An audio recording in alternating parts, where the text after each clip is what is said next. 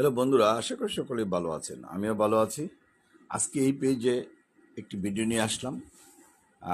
জমির মামলা বা মারামারির মামলা বিষয়ে অনেকেই পরামর্শ চান। তাদের উদ্দেশ্যেই যারা গ্রামে গঞ্জে শহরে যেখানেই জমি নিয়ে গণ্ডগোল বা মারামারি হচ্ছে, সেসব থেকে আইনগত যদি পরামর্শ চান তাহলে আমাদের সাথে যোগাযোগ করতে পারেন। আমরা আপনাকে চেষ্টা করব যতটুকু পারা যায় আইনগত সহায়তা করে সাকসেসের মধ্যে পৌঁছানো।